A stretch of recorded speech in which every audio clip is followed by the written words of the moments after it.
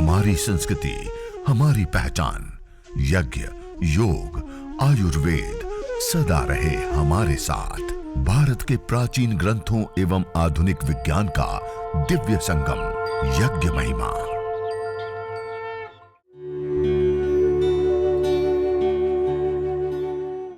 भारतीय संस्कृति में यज्ञ, योग एवं आयुर्वेद जैसी अमूल्य विद्याएं हैं, जिसका मूल है वेद। इतिहास की ओर दृष्टि डालें तो भगवान राम, भगवान कृष्ण से लेकर राजा महाराजाओं, ग्रामवासियों व अरण्यवासी ऋषियों की कुटियों तक नित्य व नैमित्तिक यज्ञों का प्रचलन देखने को मिलता है।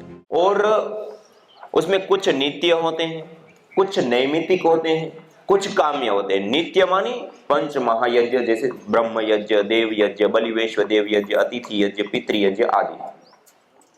कुछ नैमित्तिक यज्ञ होते हैं, किसी निमित्त विशेष से जो हम करते हैं। दीपावली पे हम करते हैं विशेष यज्ञ, होली पे हम करते हैं, नए अन्न आते हैं उसका सेवन करने से पहले हवन करते हैं, नवसस्येष्टि, वासंतीय नवसस्येष्टि यज्ञ कहते हैं उसको।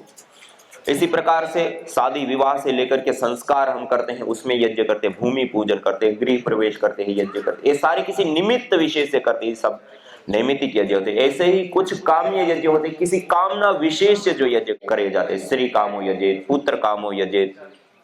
प्रभु श्री राम का जन्म किस यज्ञ से हुआ था? पुत्र कामेष्टि यज्ञ। तो ये सारे काम्य यज्ञ के अंतर्गत आते हैं। ऐसे 3 प्रकार के यज्ञ होते हैं, कुछ नित्य, कुछ नैमित्तिक, कुछ काम्य। आज हम जिस यज्ञ को करेंगे, जिस यज्ञ को सीखेंगे, जिस यज्ञ के बारे में जानेंगे, वो 2 प्रकार के यज्ञ के बारे में हम जानेंगे। एक देव यज्ञ और दूसरा चिकित्सा यज्ञ। कौन कौन सा यज्ञ? चिकित्सा यज्ञ। इसके विषय में हम जानेंगे भी और अपने हाथों से हम करेंगे भी। सामान्य रूप से हम अलग अलग यज्ञ करते हैं तो उसके लिए एक पंडित, ब्राह्मण या एक विशेषज्ञ व्यक्ति चाहिए। लेकिन ये देव यज्ञ और चिकित्सा यज्ञ, ये 2 यज्ञ के लिए कोई व्यक्ति विशेष की हमें आवश्यकता नहीं होती है। इस यज्ञ को हम स्वयं अपने हाथों से कर सकते हैं। इसी प्रकार से हम अन्य यज्ञ करते हैं तो पहले एक लंबी सी लिस्ट होती है, ये सामान, ये सामान, ये सामान, ये सामान इतनी इतनी मात्रा में। लेकिन यह देव यज्ञ और चिकित्सा यज्ञ के लिए इतने सारे सामान की आवश्यकता, 3 चीजों की केवल मात्र आवश्यकता होती है। एक समीधा, समीधा मानी हवन के लिए प्रयोग होने वाली लकड़ी, पीपल, बरगद, गुलर, पलाश, समी, मदार, गाय के गोबर के उपले या स्टिक, कोई एक लकड़ी विशेष। दूसरा चाहिए हमें गाय का घी और तीसरा हमें चाहिए हविष्यान, हवन सामग्री, जड़ी बूटियां। ये 3 चीजें हैं तो हम इस यज्ञ को कर सकते हैं, कोई व्यक्ति विशेष की भी हमें आवश्यकता नहीं होती है। दूसरा, हम अन्य यज्ञ करते हैं तो बहुत सारा समय चाहिए होता है, आधा घंटा, 1 घंटा, 2-2, 3-3 घंटे, और लोग भी बहुत सारे उसके साथ होते हैं। ये देव यज्ञ के लिए हम अकेले हैं तब भी कर सकते हैं, बच्चे भी कर सकते हैं, वयस्क भी कर सकते हैं, कोई भी 1, 5, 10, 50 लोग मिलकर के भी इस यज्ञ को कर सकते हैं।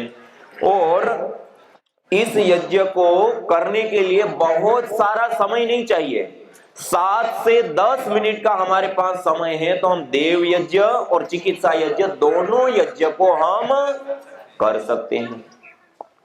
और इस यज्ञ को करने पर अलग अलग विभिन्न कई सारे लाभ प्राप्त होते हैं। हमारे ऋषि मुनियों ने इसको हमारे जीवन शैली के साथ जोड़ा और कहा, यद अग्निहोत्रम जरामर्य सत्रम जरायाहवा मुच्यते मृत्यु नावा। ये जो हम अभी देव यज्ञ सीखेंगे, ये देव यज्ञ को जरामर्य सत्र कहा है। या तो हमारी मृत्यु हो जाए या फिर हम अशक्त हो जाए, अपना स्वयं का पानी भी पीने की अवस्था में ना हो, उस अवस्था में छोड़ने योग्य होता है, उससे पहले छोड़ना नहीं होता है। अब इतनी कठोरता पूर्वक, इतना नियम पूर्वक क्यों करने के लिए कहा? ये जितने भी मनुष्य के 21 प्रकार के यज्ञ हमने जाने ना, उसमें सबसे बड़ा कोई यज्ञ होता है तो यही यज्ञ होता है। हमारा अज्ञाधान होता है, वहां से शुरू होता है और जरामर्य मृत्यु हो तब तक चलता है। और इस नियम पूर्वक जो व्यक्ति यज्ञ करता है, सुबह में सूर्य और प्रजापति के लिए, सायंकाल को अग्नि और प्रजापति के लिए जो आहुतियां प्रदान करता है, वह व्यक्ति अग्निहोत्रे अश्वमेघस्यापि, इस अग्निहोत्र को करके अश्वमेघ याग, आपने सुना होगा ना अश्वमेघ यज्ञ, जो बड़े बड़े चक्रवर्ती सम्राट, राजा भी नहीं कर सकते, चक्रवर्ती राजाओं के भी जो राजा होते, चक्रवर्ती सम्राट होते हैं, वो इस करने के अधिकारी होते, और उसमें भी कई सारे उनकी योग्यताएं होनी चाहिए, तब वो कर सकते, अन्यथा नहीं कर सकते। और उस यज्ञ का जो फल प्राप्त होता है, ये यज्ञ नियम पूर्वक करने वाले व्यक्ति को उस यज्ञ का फल प्राप्त हो जाता है। कितनी बड़ी बात है। और उसके साथ साथ यदि हम और बिंदुओं को देखें, देखिए हम जिस जीवन को जीते हैं उसके लिए हमें शक्ति, ऊर्जा, सामर्थ्य की आवश्यकता होती है। शक्ति की आवश्यकता होती है, नहीं होती है? शक्ति से हम चलते हैं। उस शक्ति को प्राप्त करने के लिए हम क्या करते हैं? आहार लेते हैं। क्या करते हैं? आहार लेते हैं, नहीं लेते हैं? वो आहार हम कितने रूपों में लेते हैं? 3 रूपों में लेते हैं। कितने रूपों में लेते हैं? ठोस, द्रव और गैस। इन 3 रूपों में हम आहार लेते हैं। ठोस रूप में रोटी, दाल, चावल आदि, द्रव रूप में पानी, दूध, जूस आदि, और गैस रूप में वायु। लेते हैं, नहीं लेते हैं? अब ये जो 3 रूप में हम आहार लेते हैं, उसमें 24 घंटे में सबसे ज्यादा आहार कौन सा लेते हैं? वायु। हम भोजन कितनी बार करते हैं? ठोस रूप आहार, रोटी, दाल, चावल आदि 2 बार, 3 बार। पानी, दूध, जूस आदि कितनी बार लेते हैं? 10 बार, 15 बार। ठंडी है तो थोड़ा कम, गर्मी है तो थोड़ा ज्यादा। लेकिन गैस रूप आहार, वायु कितनी बार लेते हैं? किसी ने गिना ही नहीं 24 घंटे में कितनी बार लेते हैं। एनी टाइम, खाते पीते, उठते बैठते, चलते फिरते, यहां तक कि रात को सो जाए तब भी हर 1 सेकेंड हम ये वायु रूप आहार ले रहे होते। मानी सबसे ज्यादा हमारा कोई आहार होता है तो क्या होता है? वायु। और ज्यादा ही नहीं, ज्यादा के साथ साथ सबसे इंपॉर्टेंट, महत्वपूर्ण आहार भी हमारा कोई होता है तो वो भी वायु रूप आहार होता है। हम रोटी, दाल, चावल आदि जो ठोस रूप आहार है उसको छोड़ दे, तब भी हम 2 से 3 महीना जीवित रह सकते हैं। हम द्रव रूप आहार, पानी, दूध, जूस आदि लेना छोड़ दे, तब भी हम 2 से 3 सप्ताह जीवित रह सकते हैं।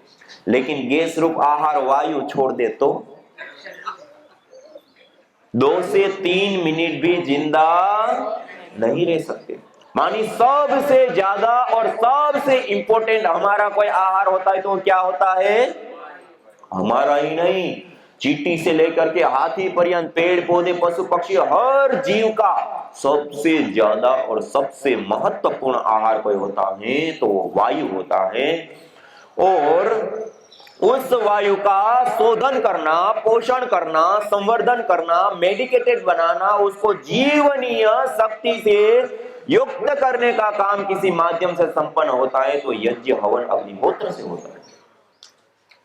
ये बहुत बड़ी चीज है कि हमारा सबसे ज्यादा और सबसे इंपॉर्टेंट आहार होता है, उसका शोधन और पोषण। इसी प्रकार से एक लाभ और महत्वपूर्ण इस यज्ञ को करते हैं तो हमें प्राप्त होता है। हम जिस अथाह वायु के समुद्र के अंदर श्वास लेते हैं उसमें 2 प्रकार के पार्टिकल होते हैं। एक होते हैं धन आवेशित कण और एक होते हैं ऋण आवेशित कण। धन आवेशित कण से, जहां पर ये शहरीकरण, औद्योगिकीकरण, भीड़ भाड़ वाले इलाके, ऐसे स्थानों पर धन आवेशित कणों की बाहुल्यता होती है वायुमंडल के अंदर। उसमें जब हम रहते हैं तो हमारी पूरी बॉडी एसिडिक बन जाती है और एसिडिक बॉडी के अंदर अनेक प्रकार के रोग उपद्रव होते हैं, अलग अलग बीमारियां होते हैं। हम दवाई लेते तब भी ठीक नहीं होता है, ज्यादा डोज लेते हैं तो दब जाता है, हम वापस उस दवाई को छोड़ दे वापस रोग हो जाता है। होता है ऐसा? क्यों होता है? हमारी बॉडी एसिडिक हो गई। हम जिस वायु में श्वास ले रहे हैं वो धन आवेशित कण, बाहुल्य वायुमंडल। और दूसरे कण होते हैं ऋण आवेशित, जहां पर पेड़ पौधे, झरने, नदी, तालाब, पहाड़ी क्षेत्र, जंगल, ऐसे स्थान होते हैं, वहां पर ऋण आवेशित कणों की बाहुल्यता स्वाभाविक रूप से होती है।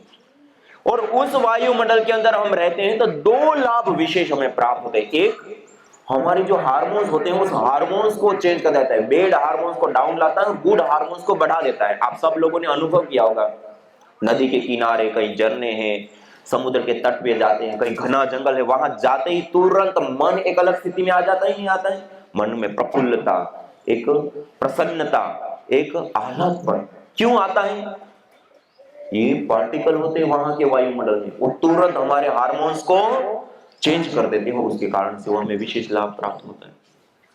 और दूसरा एक महत्वपूर्ण विशेष लाभ प्राप्त होता है, वहां के वायुमंडल के अंदर ऋण आवेशित कण होते हैं और उसमें रहते हैं तो हमारी पूरी बॉडी अल्कलाइन हो जाती है, क्षारीय हो जाती है। कैसी हो जाती है?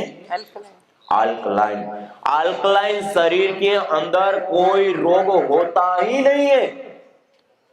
अल्कलाइन शरीर हो गया तो उसमें कोई रोग होते नहीं, और कितने भी बड़े रोग हो गए हैं और अल्कलाइन शरीर करते हैं तो तुरंत ठीक हो जाता है। आज बड़े रूप में इसका प्रचार किया जाता है कि हमारी बॉडी अल्कलाइन रहती है तो कोई रोग होता नहीं है, और अल्कलाइन बॉडी करने के लिए हमारे शरीर के अंदर 70% से अधिक पानी होता है। तो वो पानी को यदि हम अल्कलाइन वाटर बना करके पीते हैं तो हमारे शरीर में कोई रोग होता नहीं है।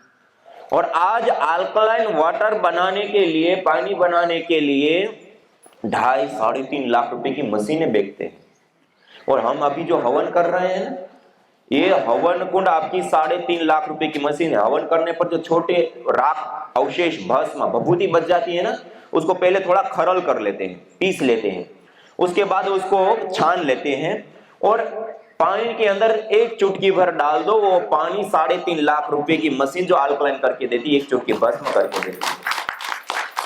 तो इतना छोटा सा हवन कुंड आपने घर में रख लिया तो 3.5 लाख रुपए की मशीन रख ली। अभी हम पिछले दिनों एक जगह पे कार्यक्रम था, 2 दिन पहले, उन्होंने कार्यक्रम से 2 दिन पहले ही 3.5 लाख रुपए की अपने घर में ये मशीन अल्कलाइन वाटर के लिए लगवाई।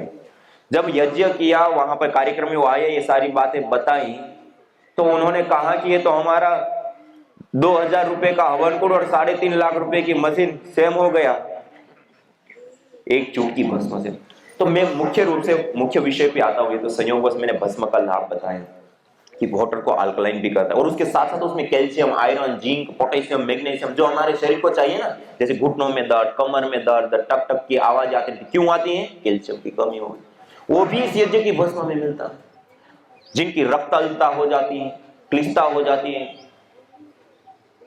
आयरन की कमी हो जाती है, कैल्शियम, आयरन, जिंक, ये सारी चीजें इस यज्ञ की भस्म वाला पानी पीते तो मिलता है। ब्लड ऑक्सीजन बढ़ जाता है, जिनको पित्त या एसिडिटी की प्रॉब्लम होती है वो जल्दी से ठीक हो जाती है। क्यों? बॉडी अल्कलाइन हो गई, एसिडिक बॉडी खत्म हो गई। ये बहुत बड़े लाभदायी होता है। तो उसके साथ साथ देखिए, मैं मुख्य बात बता रहा था, धन आवेशित कण और ऋण आवेशित कण। धन आवेशित कणों से रोग और ऋण आवेशित कणों से आरोग्य मिलता है। जिस स्थान पर ये छोटा सा 5 से 7 मिनट का यज्ञ होता है, वहां के वायुमंडल के अंदर प्रति सेंटीमीटर एयर के अंदर 200 से 400 ऋण आवेशित कण पाए जाते हैं। इतनी बड़ी मात्रा होती है। जो घना जंगल हो, वहां का जो वायुमंडल होता है, ऐसा वायुमंडल ये यज्ञ करने पर बन जाता है। इतनी बड़ी उपलब्धि।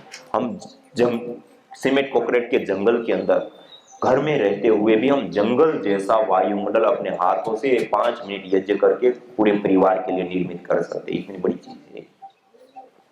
इसी प्रकार से आज हम सब लोग डरे हुए हैं ना, बैक्टीरिया, वायरस, फंगस, अलग अलग प्रकार के छोटे सूक्ष्म जीव जो हम अपनी आंखों से देख नहीं सकते, लेकिन उसके उपद्रव बहुत ज्यादा होते हैं, जिसको हम कम्युनिकेबल डिजीज कहते हैं। क्या कहते हैं? बैक्टीरिया, वायरस, फंगस जनित बीमारियां, वायु प्रदूषण, इसको भी कहते हैं माइक्रोबायोलॉजिकल प्रदूषण, छोटे छोटे जीवों के माध्यम से जो होने वाली बीमारियां। आज सब लोग फोन यूज कर रहे हैं, सबके पास है फोन। हमारे फोन के ऊपर, हमारे घर के अंदर टॉयलेट सीट होती है ना, उसके ऊपर भी जितना खतरनाक और भारी मात्रा में, बड़ी मात्रा में बैक्टीरिया नहीं होता है, उससे भी ज्यादा हमारे मोबाइल और मोबाइल कवर के ऊपर होते हैं। दिन में कितनी बार साफ करते हैं उसको?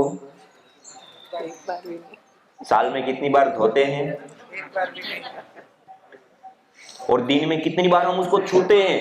खाते पीते चलते फिरते, मतलब दिन में सबसे ज्यादा हमारे द्वारा छुए जाने वाली चीज कोई है तो क्या है?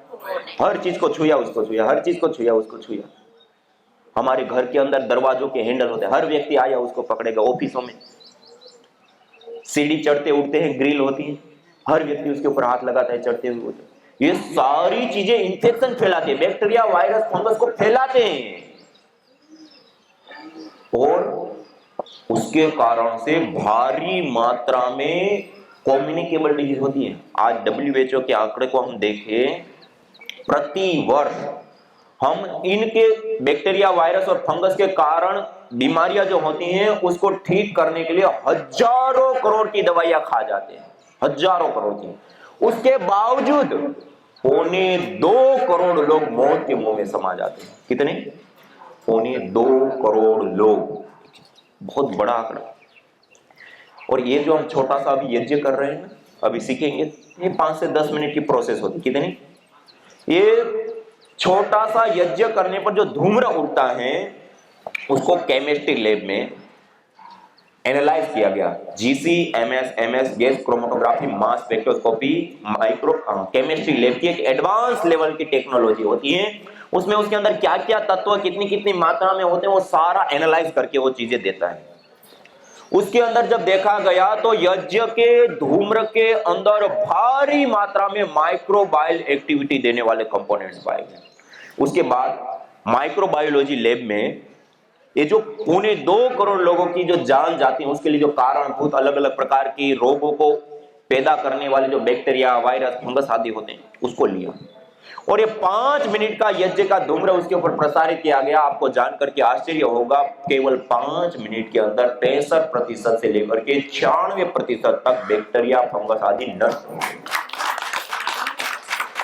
और उसके बाद जहां पर लोग आते हैं, ठहरते हैं, चले जाते हैं, होटलें हैं या ऐसे स्थान होते हैं, वहां पर इसके परीक्षण कर करके देखा, और आपको जानकर के आश्चर्य होगा और गर्व होगा, हमारे ऋषि मुनियों ने जो हमें विद्या दी, इस सारे परीक्षणों का डाटा को जब international American high impact factor वाले जर्नल के अंदर भेजा गया और ये पब्लिश हुआ कि यदि इतना 5 मिनट का यज्ञ हम अपने घर के अंदर कर लें तो पूरे परिवार को हम बैक्टीरिया वायरस फंगस जनित कम्युनिकेबल डिजीज से बचा सकते और हर घर तक पहुंचा दे, 2.25 करोड़ लोगों को बचा सकते। ये इतनी बड़ी चीज है, ये सामान्य वस्तु नहीं। और इसके साथ साथ एक महत्वपूर्ण और लाभ होता है। देखिए, आज हम जिस जीवन को जीते हैं, मोबाइल, लैपटॉप, टीवी, कंप्यूटर, दीवारों के अंदर केबल बिछे हैं, बोर्ड लगे हुए हैं, आज हम कार्बनिक पदार्थों का भी प्रयोग करते हैं, ये सारी चीजें रेडिएशन छोड़ती हैं। आज हम एक रेडिएशन के जाल के बीच में जी रहे हैं, और इस रेडिएशन का दुष्प्रभाव हमारे सेल्स और न्यूरॉन्स के ऊपर भारी मात्रा में होता है। आज कैंसर जैसी घातक बीमारियां भी रेडिएशन के कारण हो रही है। और हम जब ये हवन करते हैं ना, उससे ऑर्गेनिक मॉलिक्यूल्स, पार्टिकल्स वायु के अंदर आते हैं। वो जब वायुमंडल के अंदर आते हैं तो ये जो रेडिएशन की रेंज होती है वो भी समाप्त हो जाती है, दूर हो जाती है। कितनी बड़ी बात। Doctor Y.K. Vijay ji, Jaipur university Rajasthan, उन्होंने कई परीक्षण करके बताया कि यज्ञ करने पर एटॉमिक रेडिएशन से हमारा बचाव हो जाता है, वो दूर होता है। Doctor Mamta Saxena ji, central pollution government board Delhi में, उन्होंने कई परीक्षण करके बताया कि यज्ञ करने पर इलेक्ट्रोमैग्नेटिक रेडिएशन से बच सकते हैं। और कई बार जो जहरीली गैसें होती हैं, उन जहरीली गैसों से भी हमें बचाता है। हम आज गाड़ियों का भारी मात्रा में प्रयोग करते हैं, पेट्रोल, डीजल, कोयला अथाह मात्रा में जला करके इस वायु के अंदर छोड़ते हैं। SOx, NOx, CFC, क्लोरोफ्लोरोकार्बन आदि कितनी हानिकारक जहरीली घातक गैसें इसमें आज हम ऐड कर चुके हैं, वायु को प्रदूषित कर चुके हैं।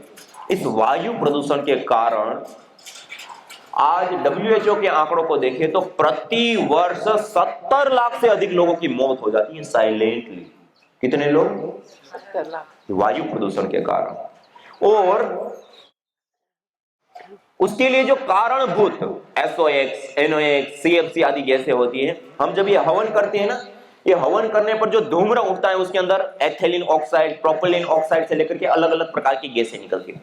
ये जब वायु के अंदर आती है और वायु के अंदर पहले से ही बहुत सारी गैसें मौजूद है, दोनों जब आपस में मिलती है तो फोटो केमिकल प्रोसेस चलता है। आप सब लोगों ने फोटोसिंथेसिस प्रक्रिया सुनी होगी, पढ़ी होगी। क्लोरोफिल, पत्तों का जो हरापन होता है उसके ऊपर जब सूर्य की किरणें पड़ती हैं तो वायुमंडल के अंदर जो कार्बन डाइऑक्साइड के बॉन्ड होते हैं वो टूटते हैं। CO2 कार्बन का एक परमाणु और ऑक्सीजन के 2 परमाणु।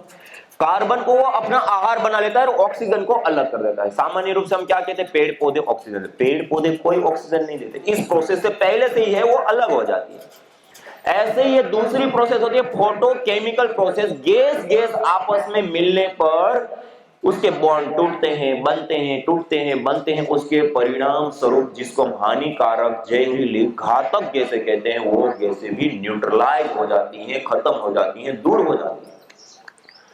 ये वायु प्रदूषण से भी हमें यज्ञ बचाने का काम करता है। जो तुम चाहते हो रोगों से छुटकारा, तो लो नियमित यज्ञ का सहारा। यज्ञ की यह शुद्ध हवा सब रोगों की है दवा। आयुर्वेद ग्रंथों में यज्ञ को देवीय चिकित्सा कहा है और कहा आयुर्वेदेषु यत् प्रोक्तम यस्य रोगस्य भेषजम तस्य रोगस्य शांत्यर्थम तेन तेनेव होमये। अर्थात आयुर्वेद के अंदर जिन रोगों की शांति के लिए जिन जिन औषधीय द्रव्यों का सेवन करने के लिए कहा जाता है, उन्हीं द्रव्यों से हवन करने पर वह रोग हमारे शांत हो जाते हैं, दूर हो जाते हैं, नष्ट हो जाते हैं। अतः आइए हमारे ऋषियों द्वारा प्रदत्त देवीय चिकित्सा यज्ञ को अपनाएं और अपने स्वास्थ्य को समृद्ध बनाएं।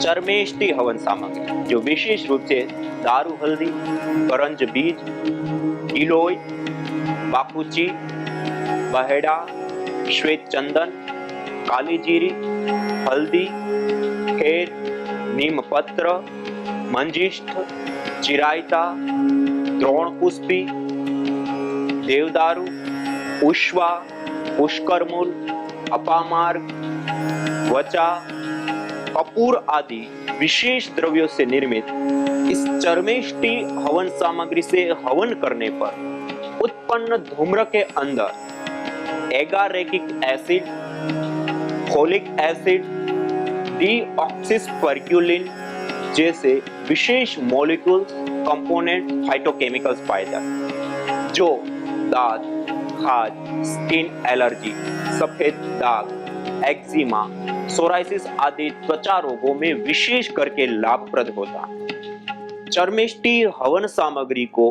गाय के घी के साथ युक्त कर अंगारों के ऊपर डाल चर्म रोगों से प्रभावित विशेष अंग को धूपित करने पर भी विशेष लाभ होता है। इसी प्रकार यज्ञ शेष भस्म को खरल कर पीस करके उसके अंदर गाय का घी मिला करके मलहम जैसा बना करके उसको प्रभावित अंग के ऊपर लेपन करने पर भी चर्म रोग में विशेष लाभ होता है। यज्ञ भारतीय संस्कृति की मुकुट मणि है, प्रतीक है, मूल है। मानव जीवन के हर पहलू के साथ यज्ञ जुड़ा हुआ है, चाहे वह संस्कार, चाहे पूजा पाठ या फिर पर्व से लेकर हर शुभ अशुभ अवसरों में भी यज्ञ करने की सार्वभौमिक, वैज्ञानिक एवं पंथ निरपेक्ष पावनी परंपरा रही है। आइए हम संकल्प लें, संसार के श्रेष्ठतम कर्म यज्ञ को अपनाएं। पिंड और ब्रह्मांड में संतुलन कायम करने वाले यज्ञ को अपने जीवन का अभिन्न अंग बनाएं एवं प्रकृति मां के प्रति अपने ऋणों को अदा करें। विश्व स्वास्थ्य का एक नारा, यज्ञ से होगा जग उजियारा।